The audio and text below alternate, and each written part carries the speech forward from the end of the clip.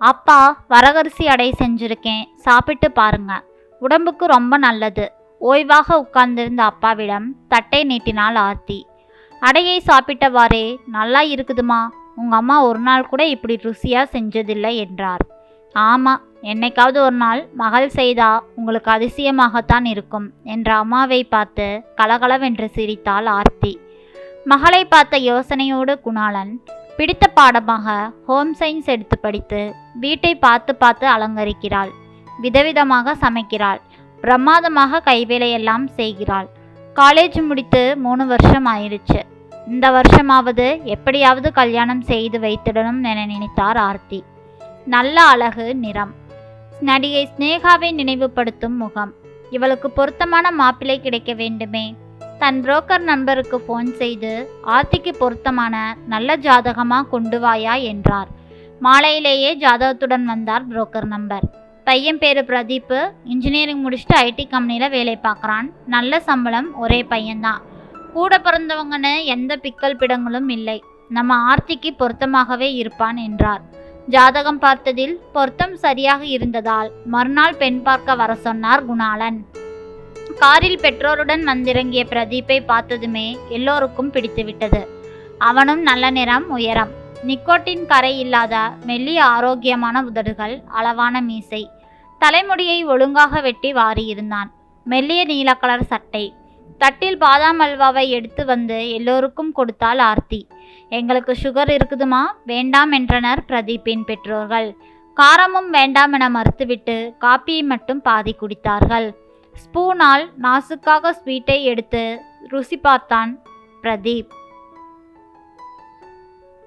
தினமும் 5 ஸ்டார் சாப்பாடு, அடிக்கடி பார்ட்டின்னு போயிடுவான். வீட்டு சாப்பாடே கிடையாது, எப்போதாவது தான் என்றாள் அவன் அம்மா பெருமையோடு. வருஷத்துக்கு ஒரு முறை ஃபாரின் டூர் போகலாம். உங்கள் பெண் கொடுத்து வச்சவ என்று தன் பங்குக்கு கூறினார் பிரதீப்பின் அப்பா. ஆர்த்திக்கு விளம்பர படங்களில் வரும் பெண்களைப் போல அழகழகாக மாடனாக உடையணிந்து பிரதீப்புடன் ஸ்விஸ், பாரிஸ் என ஊர் சுற்றும் கனவு வந்துவிட்டது. அடுத்து வரதட்சணை பற்றிய பேச்சு வந்த பொழுது பிரதீப்பின் அம்மா, எங்களுக்கு ஆர்த்தியை ரொம்ப பிடிச்சிருக்குது, 100 பவுன் நகை போட்டு 10 லட்சம் ரூபாய் ரொக்கமும் காரும் தர்றதா நிறைய பேர் வர்றாங்க. உங்களுக்கும் ஒரே பொண்ணுதான், குறைவாகவா செய்ய போறீங்க என தன்னுடைய எதிர்பார்ப்பை பட்டாக கூறினாள். குணாளனுக்கோ திக்கென்றது. இருக்கும் வீட்டையும் ஊரில் இருக்கும் நிலத்தையும் விற்றால் கூட அந்தளவுக்கு செய்ய முடியுமா என நினைத்தவர் பின் யோசித்து சொல்வதாக கூறி அவர்களை அனுப்பி வைத்து விட்டார். குணாலா, இது ரொம்ப பெரிய இடம்பா, உன் பொண்ணு மகாராணி ஆட்டம் இருப்பா, எப்படியாவது முடிக்கப்பாரு என்றார் புரோக்கர். மனைவி மகளிடம் பேசிய பொழுது இருவருக்குமே இந்த இடம் ரொம்ப பிடித்து விட்டது போல் தெரிந்தது. அதனால் நிலத்தை விற்றுவிடலாம், வீட்டுக்கு எவ்வளவு லோன் கிடைக்கும் என கணக்கு பார்க்க ஆரம்பித்தார். அத்துடன் இன்னும் 2 வருஷம் சர்வீஸ் இருக்கு, இப்பவே விஆர்எஸ் வாங்கினால் கல்யாணத்துக்கு கணிசமான அளவு கையில் பணம் சேர்ந்துவிடும் என முடிவு செய்தவராக நிலத்தை விற்பதற்காக கிராமத்துக்கு புறப்பட்டார் குணாளன். கிராமத்தில் உள்ள தன் நண்பரிடம் பொறுப்பை ஒப்படைத்தால் போதும், நல்ல விலைக்கு நிலத்தை விற்று தந்து விடுவார் என குணாளன் நினைக்கவே நண்பரின் யோசனையோ வேறு மாதிரியாக இருந்தது. குணாலா, நாம் அவசரப்படுறோம்னு தெரிஞ்சாலே நிலத்தை அடிமாட்டு விலைக்கு கேட்பானுங்க. நான் ஒன்று சொல்லட்டுமா, இப்படி இருக்கிறதையெல்லாம் வலிச்சு கொடுத்துட்டா நாளைக்கு நீயும் உன் பொண்டாட்டியும் நடுத்தெருவில் தான் நிற்கணும். அதனால் இந்த இடம் நம்மளுக்கு சரிப்பட்டு வராது. விரலுக்கேற்ற வீக்கம் தான் வேணும். எனக்கு தெரிஞ்ச பையன் ஒருத்தன் மதுரையில் இருக்கான். நல்ல குடும்பம், தங்கமான பையன். எலக்ட்ரானிக் உதிரி பாகங்களை தயாரிக்கிற கம்பெனியில் மேனேஜராக இருக்கிறார். பேங்க்ல லோன் போட்டிருக்கான். சீக்கிரமே தனியாக கம்பெனியை ஆரம்பித்து விடுவான். அவங்க வீட்டில் வேணா பேசி பார்க்கட்டுமா? இந்த இடம் முடிந்தால் உன்னுடைய அதிர்ஷ்டம்தான் என்றார். மறுவாரமே ஆர்த்தியை பெண் பார்க்க குடும்பத்துடன் வந்திருந்தான் கந்தசாமி. மாப்பிள்ளை பார்த்து அதிர்ந்து போனாள் ஆர்த்தி. கந்தசாமியோ நல்ல கருப்பு, அவளை விட குள்ளம். பெயரை பாரு, கந்தசாமி. படிப்பாவது இருக்குதா? வெறும் டிப்ளமோ தான் என மனதிற்குள்ளே பொறுமி விட்டாள். அத்துடன் மாப்பிள்ளையுடன் வந்திருந்த அவன் அப்பா, அம்மா, அக்கா, அக்காவின் மாப்பிள்ளை, தம்பி, தங்கை என பெரிய பட்டாளத்தையே வெறுப்புடன் பார்த்தாள். அவள் கொண்டு வந்து வைத்த பலகாரத்தை நாசுக்காக பார்க்காமல் எல்லோரும் அள்ளி அள்ளி சாப்பிட்டதை பார்த்து அந்த வெறுப்பு இன்னும் அதிகமாகி போய்விட்டது. அம்மா, உன் மருமக கையால் இப்படி ஆக்கி போட்டு நீ சாப்பிட ஆரம்பிச்சினா நம்ம வீட்டு வாசப்படி இடிச்சிட்டு பெருசாத்தான் கட்டணும் என கந்தசாமியின் கமாண்டுக்கு விழுந்து விழுந்து சிரித்தனர் அவர் குடும்பத்தினார். பெருசா ஜோக்கடிக்கிறானாக்கும் என மனதிற்குள் சலித்து கொண்டாள் ஆர்த்தி. அவர்கள் போன பின் தன் மனைவி மகளிடம், ஆர்த்தி, இனி நீதான் முடிவு செய்யணும்.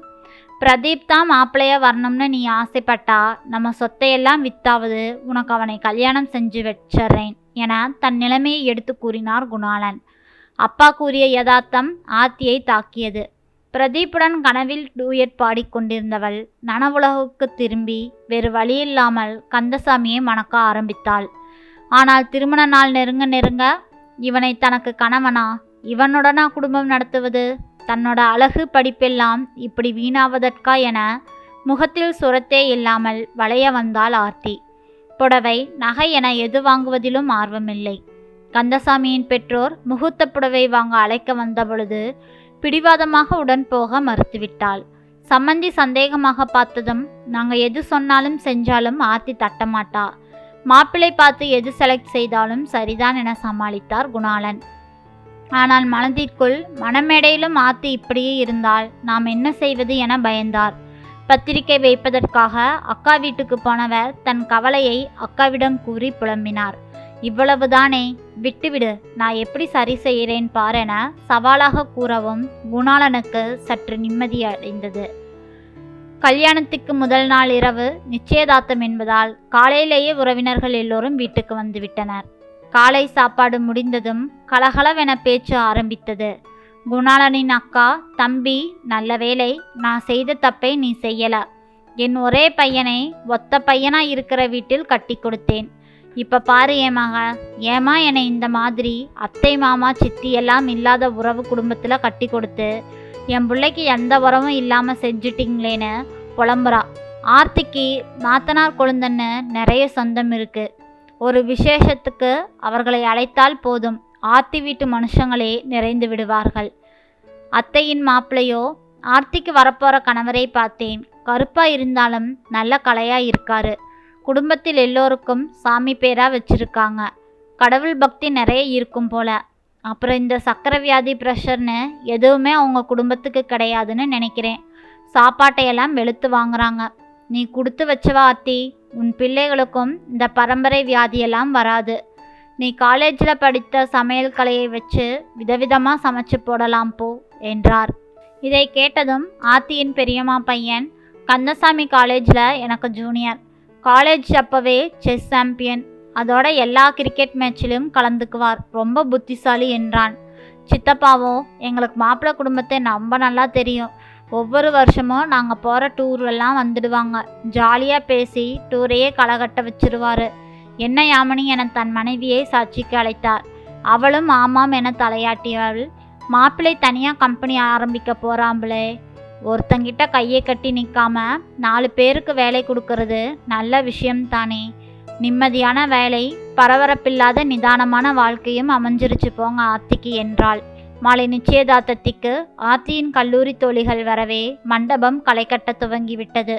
ஆர்த்திக்கு அலங்காரம் நடந்த பொழுது பக்கத்தில் இருந்த தோழி தீபிகா, நீ ரொம்ப அதிர்ஷ்டக்காரி என்றாள். தீபிகாவின் அப்பா பேங்க் மேனேஜர், அம்மா காலேஜ் ப்ரொஃபஸர், நல்ல வசதியான குடும்பம். அழகிலும் தீபிகா ஆர்த்தியை விட ஒரு படி மேல்தான். ஆர்த்தி, உன் உட்பி எங்கள் அப்பா பேங்க்கில் தான் தொழில் துவங்க லோன் அப்ளை செய்திருக்கிறார். இன்னும் ஓரிரு மாதங்களில் லோன் கிடைச்சிடுமாம். பையன் நல்ல கேரக்டர், சீக்கிரம் முன்னுக்கு வந்துடுவான்னு அப்பா எனக்கு பேசி முடிக்கலாம்னு கேட்டிருக்காரு. ஆனால் அவங்க அப்பா ஏற்கனவே உன்னை பேசி முடிச்சிட்டோம்னு சொல்லிட்டாராம். நல்ல வரன் கை நழுவி போயிடுச்சேன்னு எங்கள் அப்பா ரொம்ப வருத்தப்பட்டார் என்றாள். அவள் கண்களில் தெரிந்த பொறாமை ஆர்த்தியை ஆச்சரியப்பட வைத்தது. மாப்பிள்ளையின் அழைப்புக்கு கோட்டும் சூட்டுமாக வந்த கந்தசாமியை அவள் பார்த்த பார்வையில் இப்பொழுது வித்தியாசம் இருந்தது. மறுநாள் கல்யாணத்தில் ஆர்த்தியின் முகத்தில் தெளிவு ஏற்பட்டுவிட்டது. கலகலப்பாக எல்லோருடனும் பேசினாள். தன் கையை பிடித்த கந்தசாமியின் கையை இறுக பற்றினாள்.